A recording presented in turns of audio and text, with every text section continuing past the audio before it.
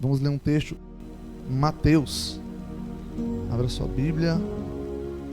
E como a gente está fazendo gravação, né, também, colocando no nosso canal no YouTube, você que tem um exemplar da Bíblia na sua casa, abra sua Bíblia, ou física ou digital, no livro de Mateus, capítulo conhecido por todos, Mateus 24.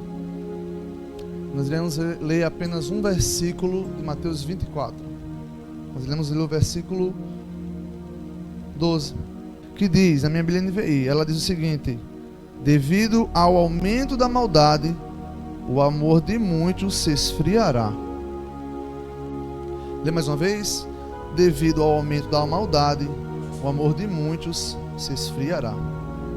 Pai, nós te pedimos nessa noite direção, te pedimos que o Senhor possa, através do seu Santo Espírito, nos guiar através dessa palavra, para que possamos colher dela, Senhor, alguma aplicação para a nossa vida, Deus, para que possamos ser pessoas melhores, ser cristãos melhores, e possamos assim anunciar a tua volta, em nome de Jesus, amém.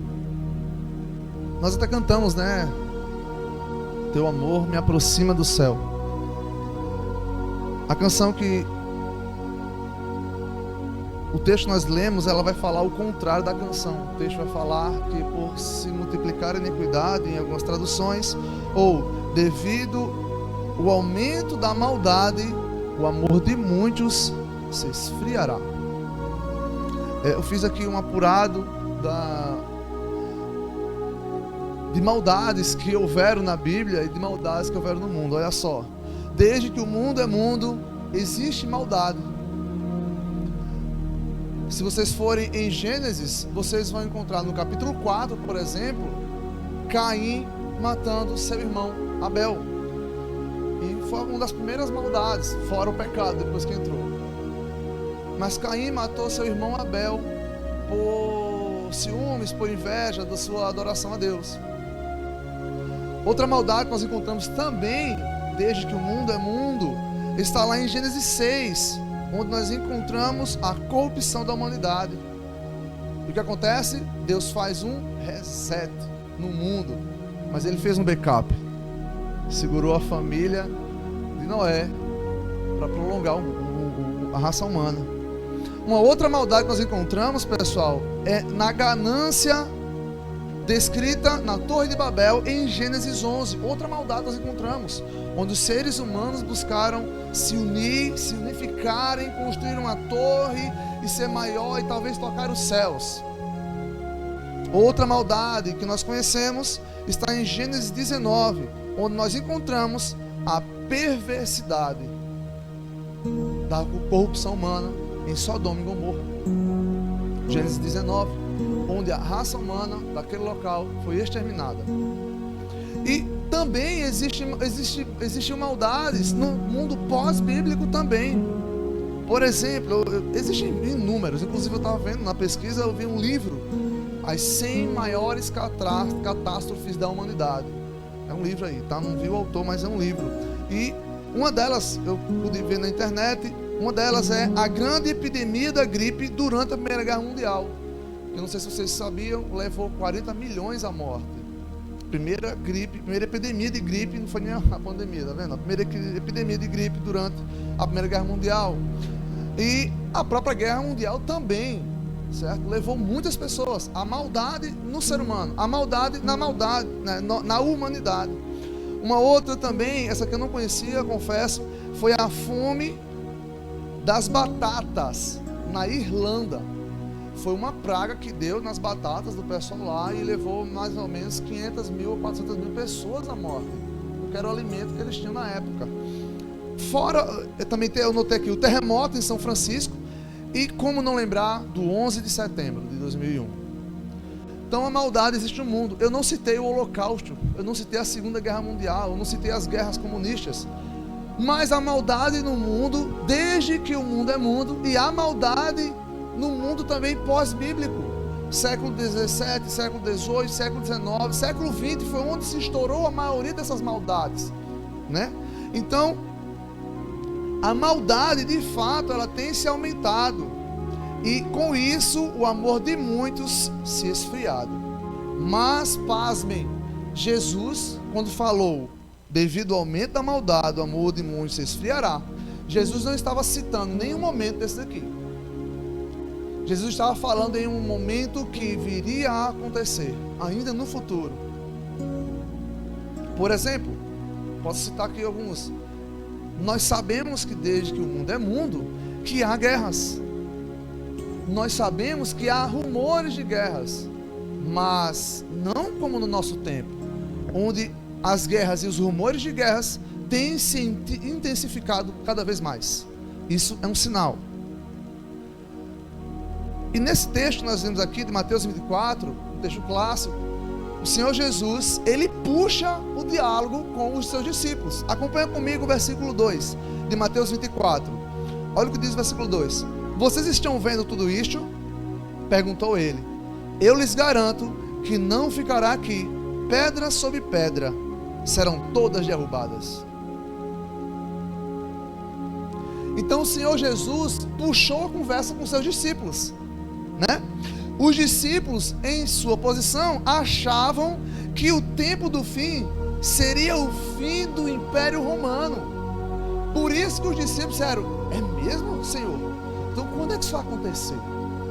Porque se você acompanhar os evangelhos, você vai ver, por exemplo, deles, Pedro é a pessoa mais entusiasmada com o império do Senhor Jesus Cristo, que ele viria, porque já que ele é o Messias, então os profetas falavam que ele viria com braço de ferro, destruindo todos que são vingativos a Israel.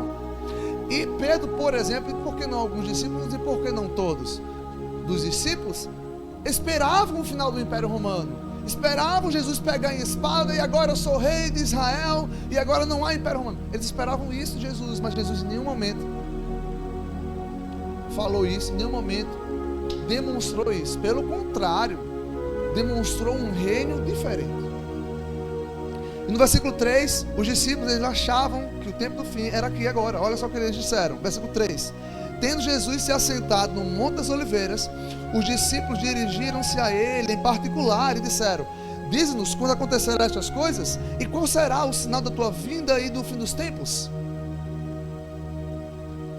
Mais uma vez, Jesus então constrange os seus discípulos, afirmando que o tempo do fim que os discípulos esperavam não era naquele momento, e sim mais tarde ou mais à frente. E aí o Senhor Jesus, ele então começa uma série de sinais que antecederão a sua segunda vinda, como nós sabemos. E aqui fica a dica para vocês que não estão vindo na EBD, fica com o convite. Nós estamos estudando a carta de João ao Apocalipse, de Apocalipse. Nós estamos estudando ponto a ponto, sinal a sinal da volta do Messias. Então fica a vocês o convite lançado.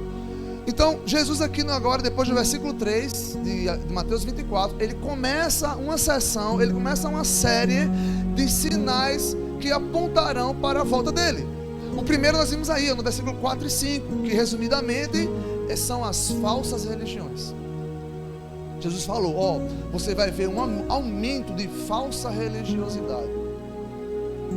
Versículo 4 e 5 vai demonstrar isso.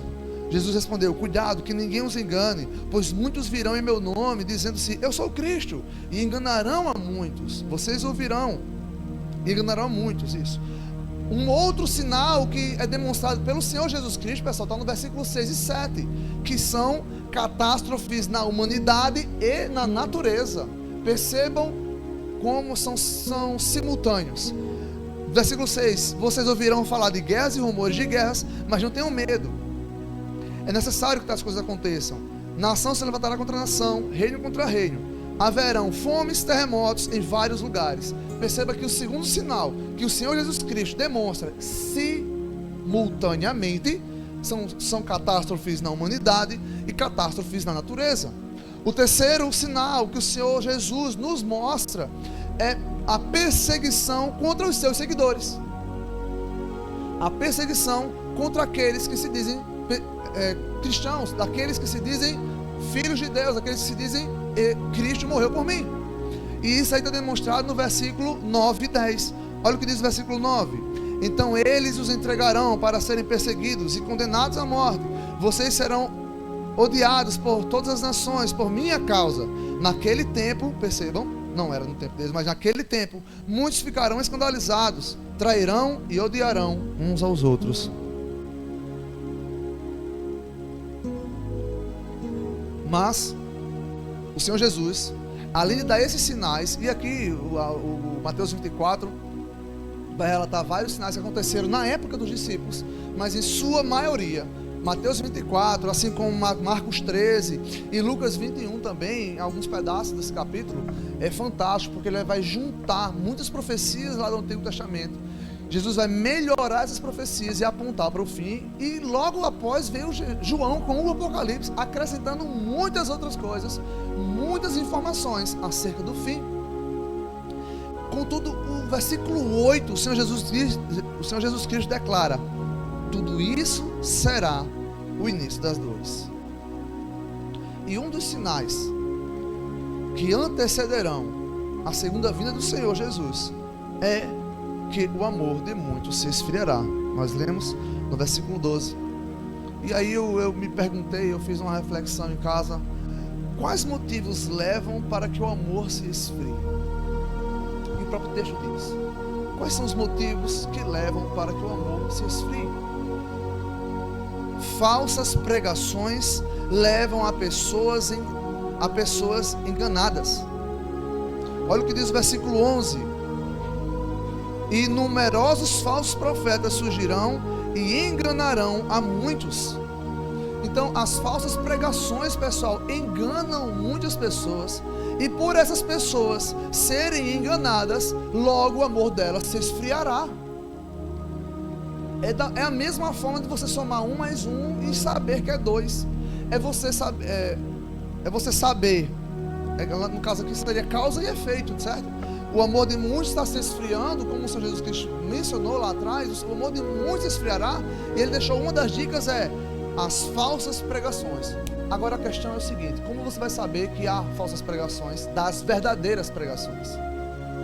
Opa, olha aí. O que é que diz o profeta Oséias? O meu povo perece por falta de conhecimento. Então, um outro motivo porque leva o amor a se esfriar, eu percebi, é que é o aumento do ódio entre as pessoas. Olha o versículo 10: naquele tempo, muitos ficarão escandalizados, trairão e odiarão uns aos outros. Ah, Samuel, eu estou vivendo esse tempo. Não está percebendo não quem está vivendo esse tempo? Pois é, pessoal, se você está chegando a essa conclusão, parabéns. Parabéns. Se você está percebendo isso em sua volta, se você está percebendo isso, parabéns. Mas o Senhor Jesus está dizendo que o amor de muitos irão se esfriar, porque o ódio vai se aumentar. E o texto está dizendo que muitas pessoas naquele tempo ficarão escandalizadas, trairão e odiarão. Esse trairão e odiarão, eu me lembrei da perseguição comunista e nos países comunistas. Por exemplo, na China, se você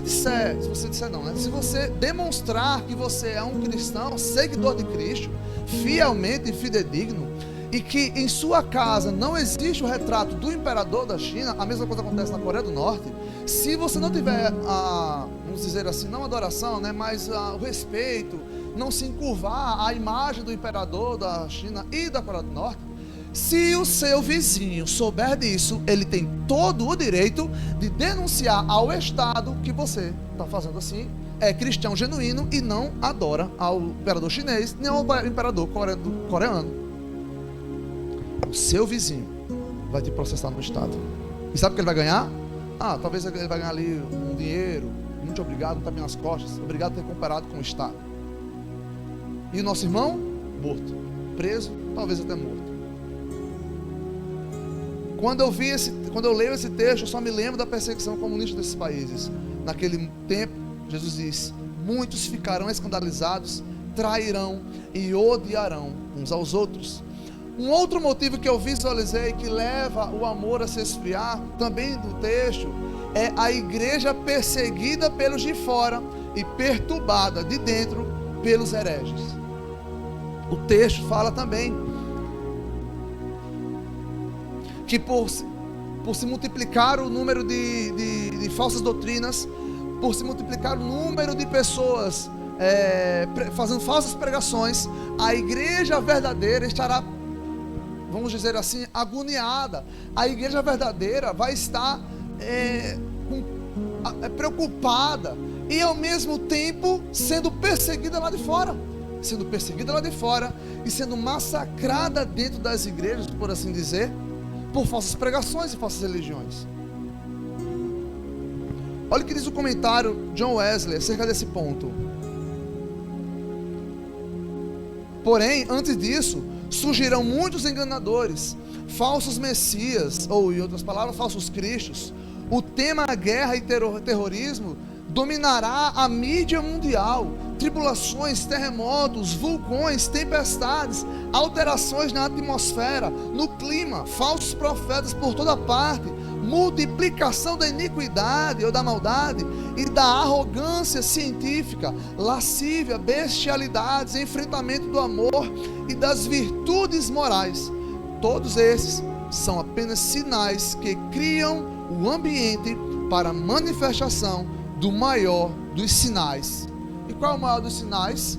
A pregação do evangelho até os confins da terra. Percebo que até na catástrofe, percebo que até mesmo que as coisas do nossa volta, no mundo à nossa volta, venham se destruir, venham perder a moralidade, até ali é um momento ideal e exato para a pregação das boas novas. Então, estamos vivendo dias, pessoal, de esfriamento das virtudes morais e éticas. Estamos vivendo dias onde, por assim dizer, benção pai, benção mãe está acabando. Onde o filho não olha nos olhos do pai, a filha não olha nos olhos da mãe, porque talvez está preocupada com outra situação, ou está focada em outra situação.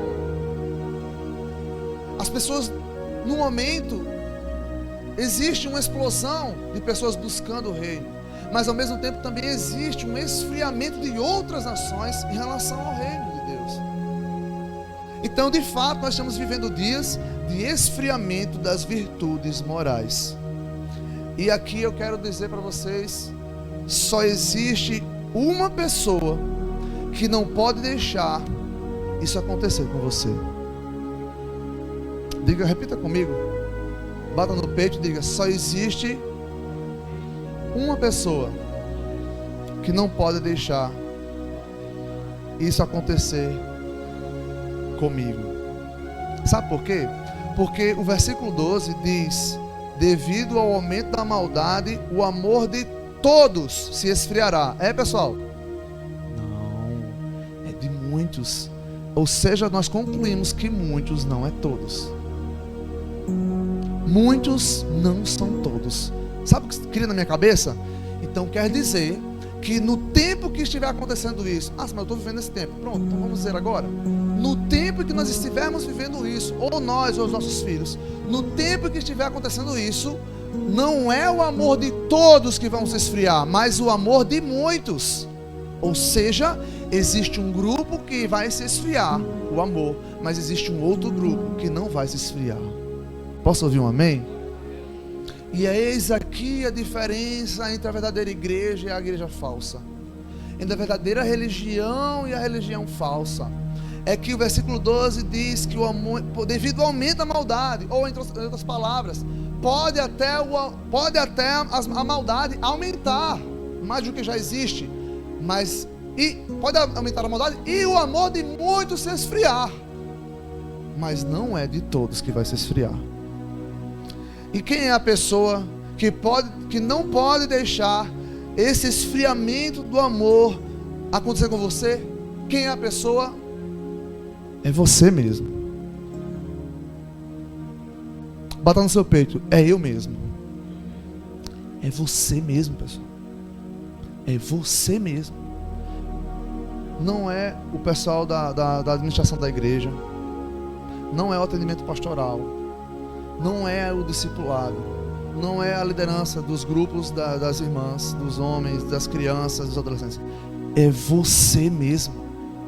É você mesmo a pessoa que não pode deixar que o amor se esfrie. É você mesmo. Agora, raciocine comigo.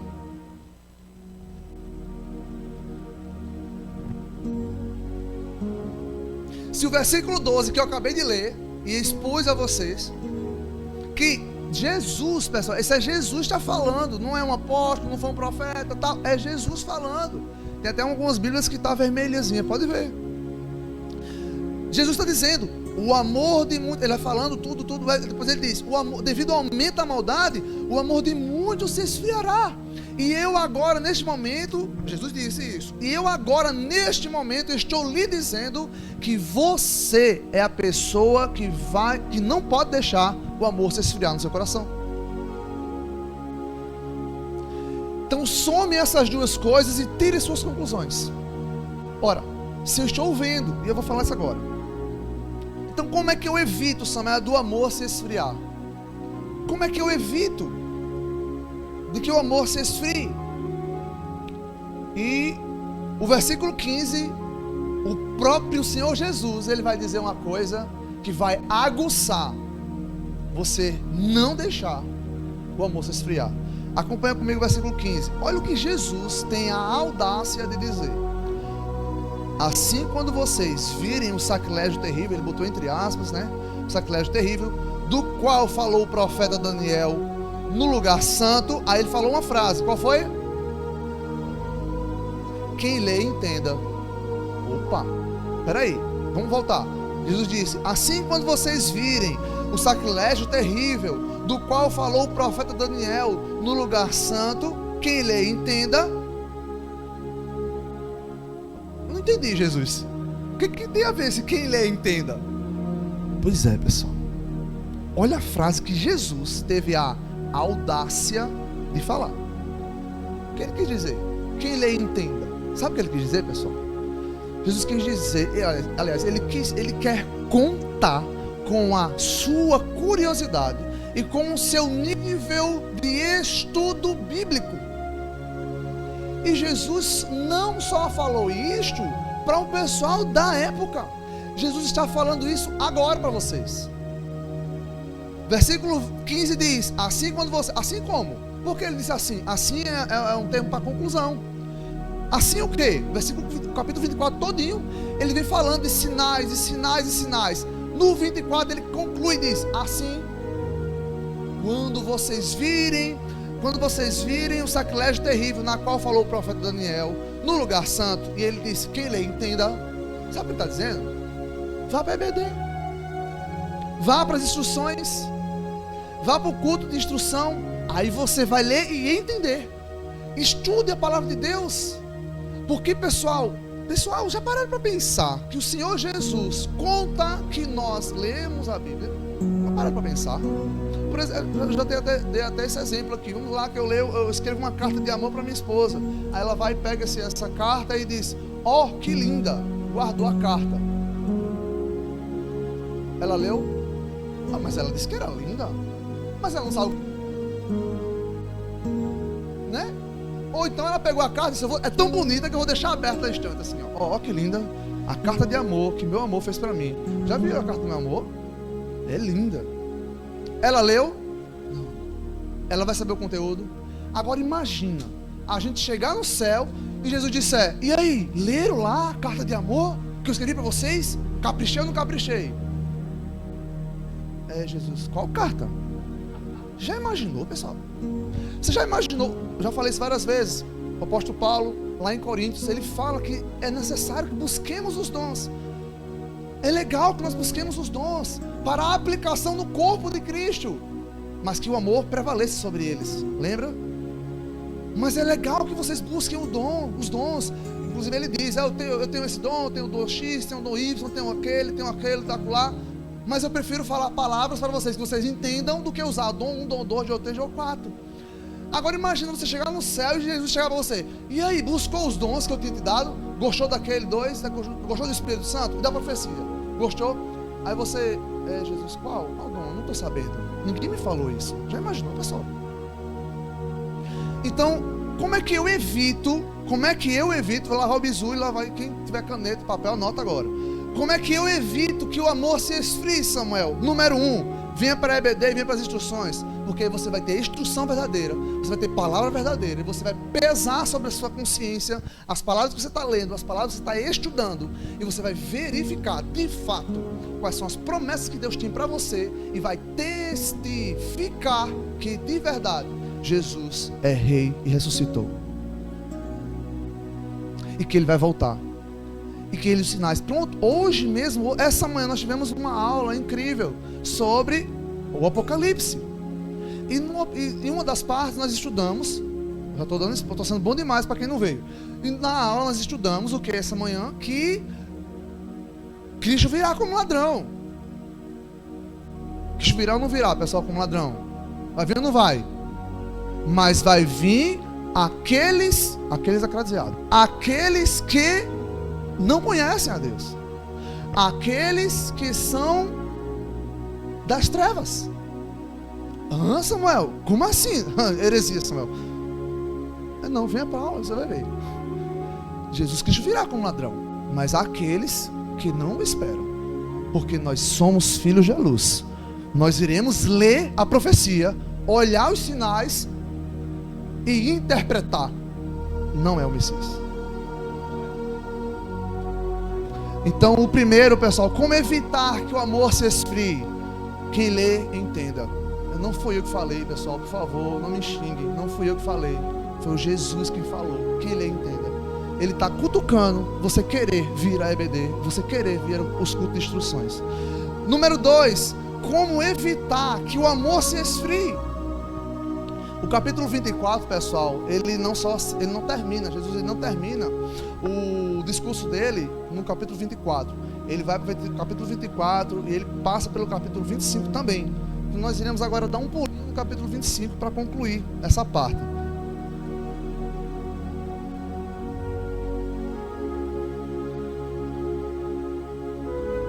Número 2, como evitar que o amor se esfrie? Jesus diz, mais uma vez, aprendam a lição da figueira. Quando seus ramos se renovam, versículo 32, tá? 24, 32. Aprendam a lição da figueira. Quando seus ramos se renovam e suas folhas começam a brotar, vocês sabem que o verão está próximo. Assim também, quando virem todas essas coisas, saibam que ele está próximo às portas. Como é que eu faço então, Samuel? Como é que eu evito de o amor se esfriar, Samuel? Como é que eu evito? Interpretando sabiamente as profecias bíblicas. Quando Jesus falou, você sabe da figueira, quando ela começa a murchar as folhas, começa a brotar, você já sabe que é o verão, está chegando, a primavera. Então, quando vocês virem estas coisas acontecendo, saibam que eu estou próximo, eu estou à porta. O que o Senhor Jesus está querendo dizer com essa pequena parábola? Saiba interpretar as profecias bíblicas corretamente. E pessoal, quando é que nós interpretamos sabiamente as profecias bíblicas? Quando nós fazemos parte do corpo de Cristo. Posso ouvir um amém? Quando nós amamos fazer parte do corpo de Cristo. E número 3, como é que eu evito que o amor se esfrie? Bem, esse ponto 3 eu dividi ele em 3 partezinhas. Seja o servo fiel e sensato, seja uma das virgens prudentes e seja o servo bom e fiel. Como é que eu evito, Samuel, que o amor se esfrie no meu coração, na minha vida? Seja o servo fiel e sensato, seja uma das virgens prudentes e seja você o servo bom e fiel. Como assim, Samuel? Não entendi nada. Pois é. O Senhor Jesus, ele compara agora a sua volta e o reino com 3 historinhas. Ele conta a primeira do servo fiel e sensato, no capítulo 24 ainda, lá no versículo 45. Não vou ler, mas ele vai dizer, ele vai contar um exemplo de um servo fiel e sensato, onde o seu senhor viajou, e deixou o seu servo comandando todos os seus conservos. E esse servo foi e pôs ordem na casa. O seu senhor voltou e entregou ao seu senhor a casa, a propriedade, tudo em ordem, perfeito estado. Aí Jesus, perceba mais uma vez, é Jesus quem diz isso, pessoal, não sou eu. Jesus, ele diz: já imaginou se esse servo não faz nada? Jesus, ele diz no versículo 47, 48, 49, 50. Jesus vai dizer: já imaginou se esse servo não faz nada, pessoal? Imagina que esse servo, o seu senhor, viaja para longe fazer negócios, e esse servo comandou amando seus conservos, não faz nada.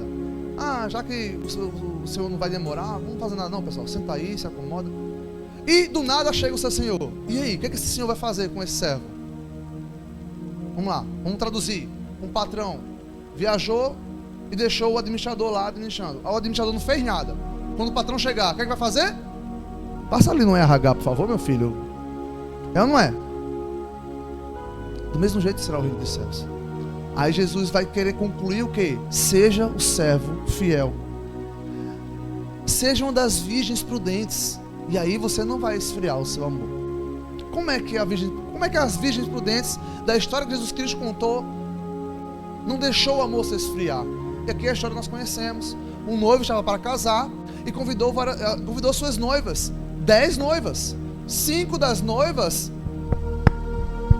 nem aí para o azeite. Mas 5 das outras noivas, não, pessoal, prepara aí um azeite, sim, bem falado. Vamos comprar, onde é que é a venda? É ali. Foram lá comprar, juntaram o azeite.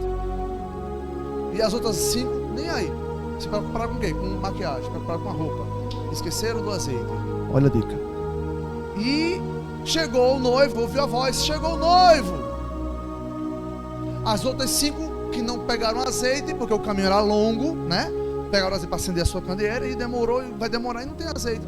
Meu Deus, e agora o azeite? Menina, pelo amor de Deus, compartilha teu azeite comigo. Não, a viagem é longa. Eu comprei esse azeite para dar certinho para a viagem e voltar. Eu não posso dar para você compartilhar. Inclusive o pastor fez um excelente sermão faz um tempo sobre isso aí, perfeito. Até hoje me marca isso aí, sobre ter azeite suficiente na sua vida, como as 5 virgens.